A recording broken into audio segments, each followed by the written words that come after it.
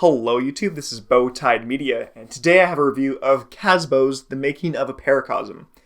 Kasbo is back with his sophomore album after his debut one, The Places We Don't Know, came out in 2018. As a bit of a disclaimer, I went back before I started this channel and rated every single album that I've ever listened to. And there were 20 10 out of 10 albums that were rated perfectly. And Kasbo's, The Places We Don't Know, his debut album, the one before this one, is one of those 20 10 out of 10s. So I have a bit of a bias here and a love for Kasbo. So much so that I actually listened to Kasbo's second release ever, which was actually on Monster Cat, a music label that I pretty much follow religiously at this point. And ever since then, I've listened to every single one of Kasbo's studio singles or records or projects or whatever you want to say. I've listened to everything that Kasbo has put out publicly. And so I am a huge Kasbo fan. It's been a unique privilege to see Kasbo's sound and quality evolve over the years and him go from different labels and move around and just see how he's grown as an artist. So much so that I actually went back and did a reaction video when this first came out, and so hopefully I'll remember to link it up there if you want to see it in the card. It is my live, genuine, raw reaction to the album as I listened to it for the first time. So go check that out if you really want. Okay, so the title, The Making of a Paracosm. For those that don't know or haven't looked into this album at all, Paracosm essentially means an imaginary world. So the idea or the narrative around this entire album is that it is the making, the creation of an imaginary world.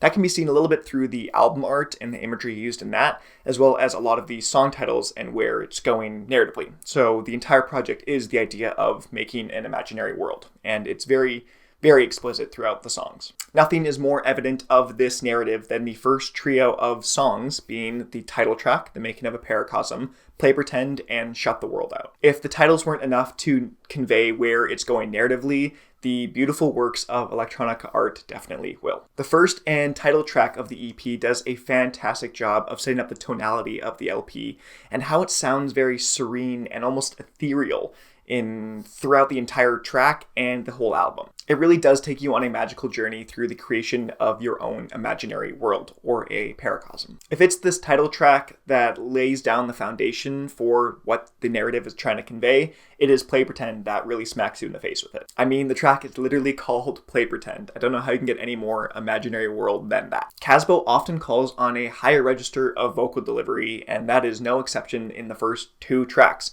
of Play Pretend and Shut the World Out, featuring Our Chives and Frida Sundemo, respectively. The production quality on all three of these first tracks are impeccable and stylistically right up my alley in what I love the most. But what is directly on point for what I love the most is Loon, featuring Vancouver Sleep Clinic.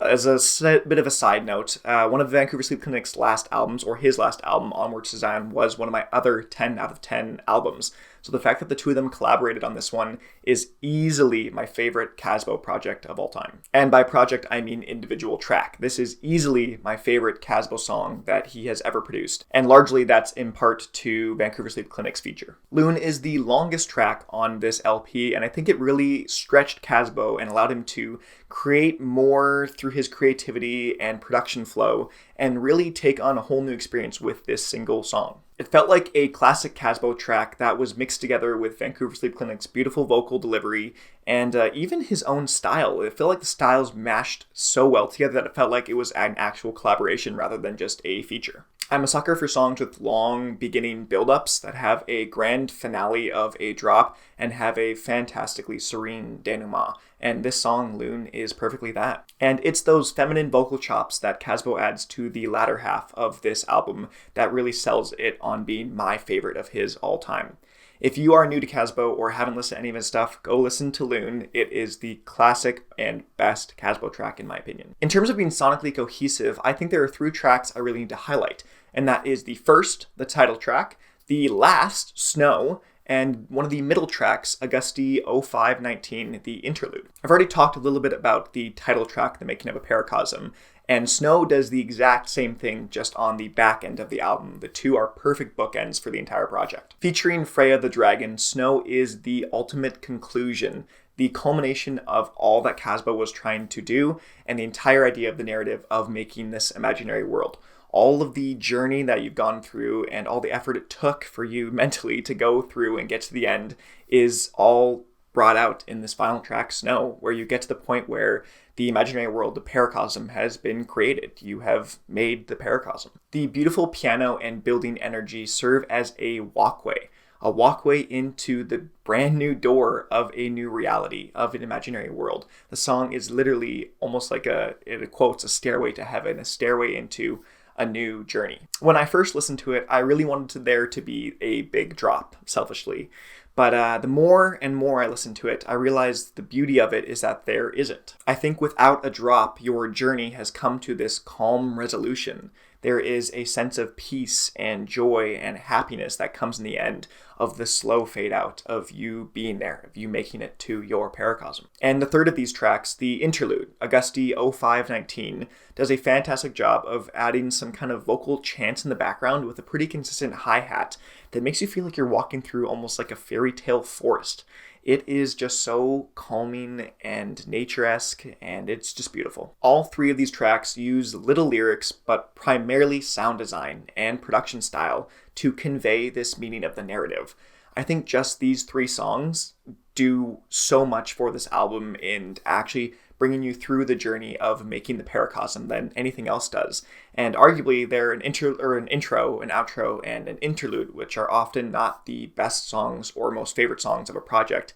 But these just really stuck out to me more than anything. And I don't often love the interludes, but this was fantastic. In terms of Kasbo branching out a little bit, Vitra and Blur were Kasbo kind of creating some more grittier tracks, stuff that I hadn't really heard before from him. Blur has this stunningly distorted guitar that's playing these powerfully strong chords and these power chords, and they really get into your face, and they're nice and raw, and they add so many more layers to the project. Vitra has that same kind of grit, but not as much as Blur does, but it is paired with these kind of high wind chimes that serve as this brilliant dichotomy between a high and low sound. I don't always love comparing one album to another in terms of how I want to rate something, but I think it's important to look at why I gave his first album, his debut album, a 10 out of 10.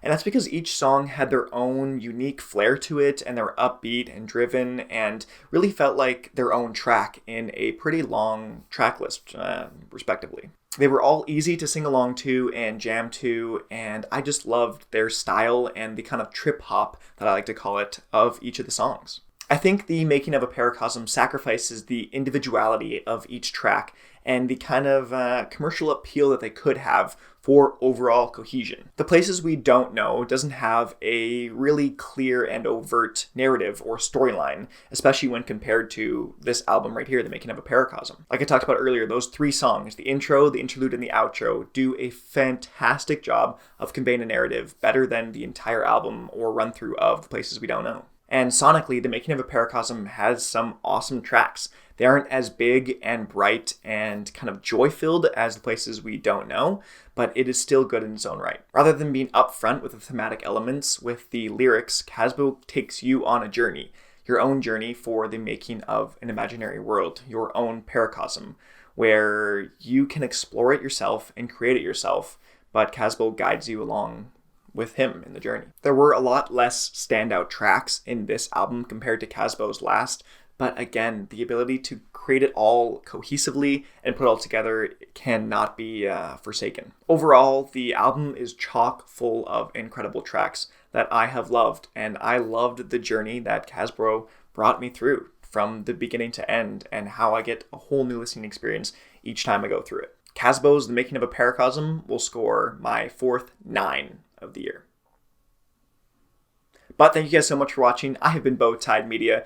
If you like this video, leave a like. It really helps out. And if you disagree or really do agree with what I have to say about this album, let me know in the comment section below. If you're a Kasbo fan, which album did you like better? Personally, it's The Places We Don't Know for me. I just love the individuality of each track, and I know there's not the cohesive elements that it is in this album, but the songs are just more classic to me.